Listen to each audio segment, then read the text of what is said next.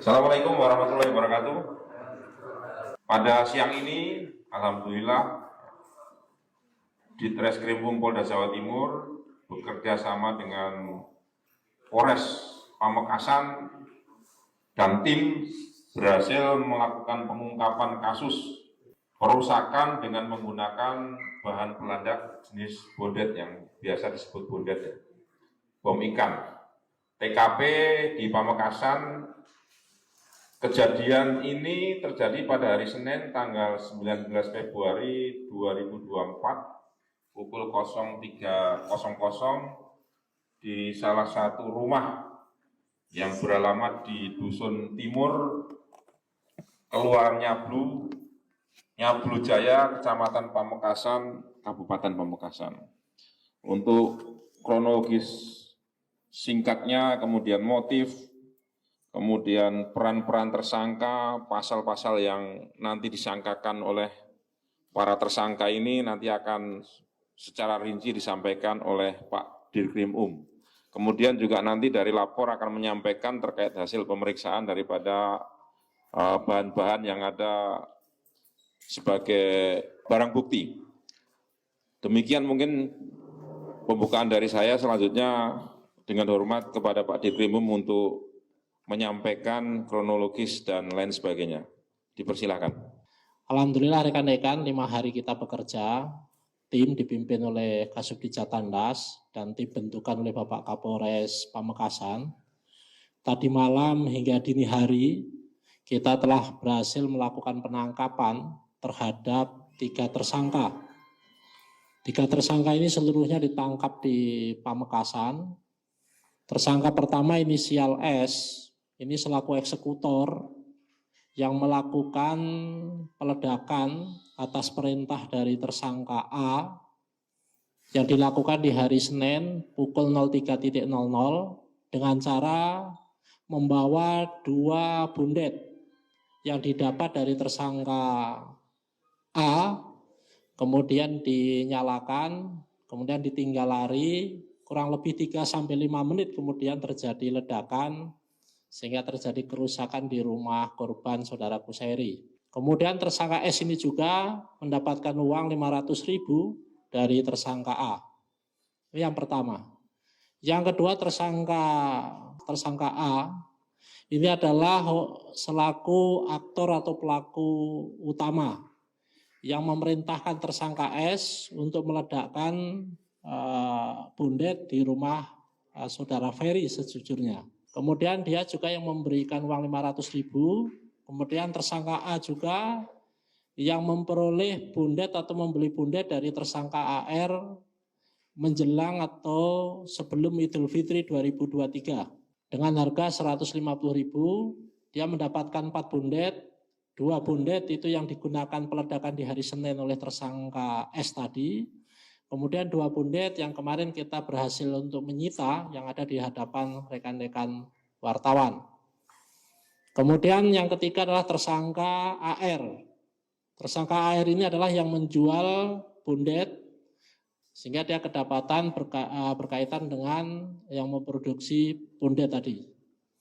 Kemudian konstruksi perkara terhadap 2 tersangka kita kenakan pasal 1 ayat 1 Undang-Undang 12 tahun 51 dan atau pasal 170 KUHP.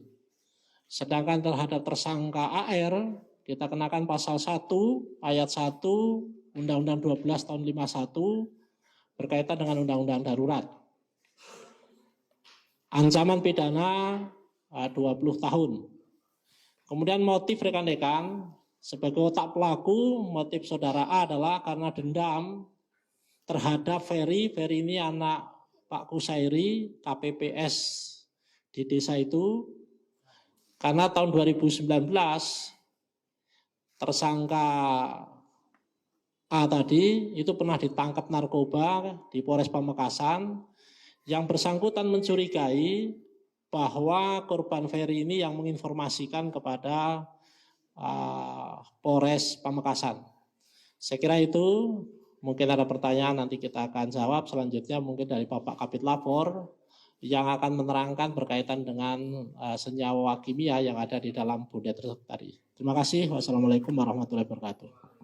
Jadi dari tim Lafor, begitu kami dapat kabar dari Pak Dirkrim tim Lafor dipimpin Pak AKBP Agus Santoso bersama 4 anggota meluncur ke TKP. Setelah melakukan olah TKP, kita menemukan di TKP, kita temukan kawah atau bekas ledakannya, ukurannya sekitar 30 cm dengan kedalaman 7,5 cm. Kemudian kita ngambil barang bukti, ada di sekitar krater tersebut atau kawah tersebut, termasuk terhadap barang bukti yang terlempar akibat ledakan. Setelah kami dibawa ke lab, setelah kita lakukan pemeriksaan, benar dan positif bahwa ditemukan bahan-bahan pembuat mercon sebenarnya. Jadi bondet pada yang dikenal selama ini sebagai bom ikan, isiannya sama dengan isian dari mercon. Dan dari barang bukti yang disita tadi, kita lihat di depan teman-teman semuanya, bahan-bahan dasar dari pembuatnya ada di situ. Mungkin sekilas dari saya itu, terima kasih. Assalamualaikum warahmatullahi wabarakatuh. Pak Kapolres, mungkin barangkali ada yang perlu disampaikan terkait pengungkapan ini. Alhamdulillah dalam waktu kurang dari 5 hari, peledakan yang terjadi di Pamekasan dapat terungkap. Alhamdulillah juga motif yang ada, yang tadinya masyarakat berpikir ada kaitannya dengan pemilu maupun pilek, ternyata motifnya beda jauh. Motifnya yang tadi sudah dijelaskan oleh Pak Dirkrim terkait dengan dendam saudara Ferry disangka menjadi cepu, menjadi informan atas kasus narkoba yang pernah dialami oleh tersangka.